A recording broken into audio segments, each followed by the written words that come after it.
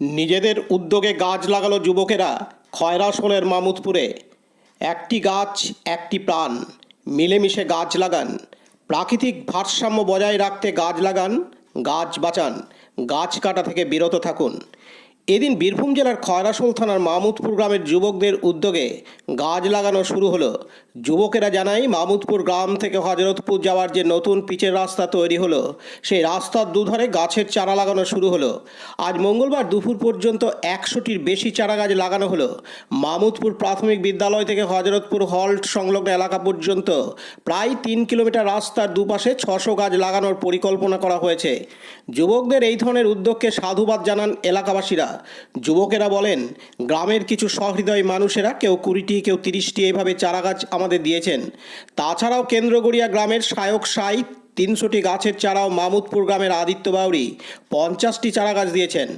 যুবকেরা বলেন, সমাজের সকল স্তরের মানুষদের কাছে আমাদের আবেদন, সকলে আমাদের সাহায্যের হাত বাড়িয়ে দিন। যুবকেরা জানায়, তারা কেউ উচ্চশিক্ষিত নয়, খেটে খাওয়া বাড়ির ছেলে। চারাগাছ লাগানোর মূল উদ্যোগীদের মধ্যে অন্যতম বিশ্বজিৎ বাউরি, লালটু বাউরি, বিপ্লব বাউরি, চন্দ্রকান্ত বাউরি, বুদ্ধদেব বাউরি, সনদ বাউরি ছাড়াও মামুদপুর গ্রামের যুবকদের উদ্যোগে চারাগাছ লাগানো শুরু হলো। আগামী কয়েকদিনে 600 বা তার বেশি চারাগাছ লাগানো হবে বলে যুবকেরা জানায়।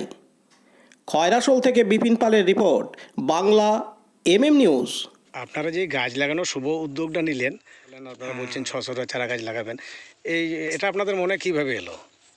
এটা আমাদের যে যুবকগুলো আছি, যুবকরা আমাদের গ্রামের এই পাড়া ওই পাড়া মিলে, তো তাদের একটা আলোচনা হয় যে নতুন রাস্তা হলো, তাহলে গাছ লাগালে ভালো হয়।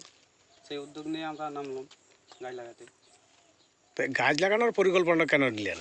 গাছ লাগানোর পরিকল্পনাটা নিলাম যে প্রাকৃতিক যে ভারসাম্য তো প্রায় নষ্ট হয়ে যাচ্ছে, মানে বৃষ্টি হচ্ছে না, আরও তাপ বাড়ছে। এই জন্য একটা উদ্যোগ, আর একটা বেশি করে উদ্যোগটা নিলাম। আচ্ছা, এই যে গাছগুলো বা আপনাদের বাঁশ বলুন বা আড়াল করার জন্য বস্তা, এগুলো কীভাবে জোগাড় করছেন? এগুলো আমাদের নিজেদের মধ্যে কালেকশন করে, বা কেউ দিচ্ছে, গ্রামের লোক সাহায্য করছে, চারা গাছ দিচ্ছে, বা পাশে গ্রামের একজন সাহেব বলে এসেছে, সে 300টা চারা গাছ দিয়েছে। আমাদের গায়েও কিছু যুবক আছে যারা দিয়েছে চারা গাছ, যেমন আদিত্য বাগ দিয়েছে 50টা, আরও 10টা 20টা করে অনেকে দিয়েছে।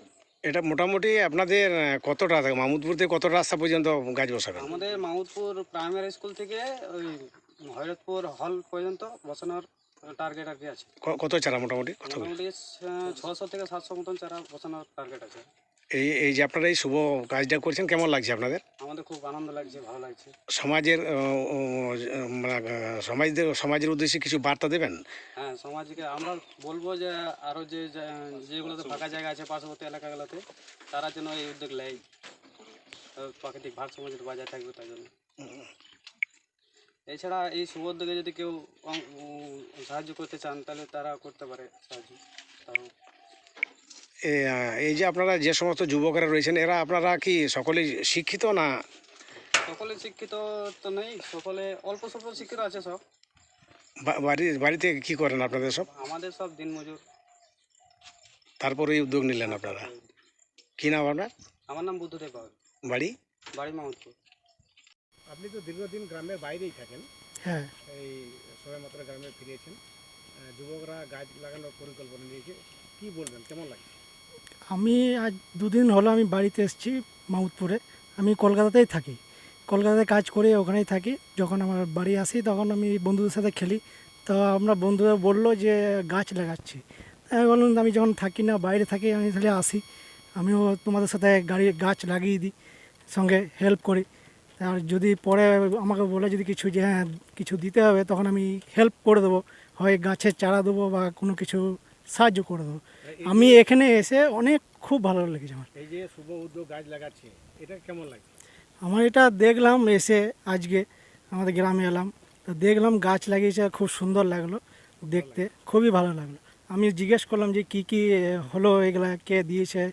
বললো যে এখন আমাদের গ্রামের সব ছেলেরা আমরা জোগাড় করেছি, একসঙ্গে সব হেল্প করে এই গাছ লাগাচ্ছি। আমার নাম প্রকাশ ঘোষ, বাড়ি মামুদপুর।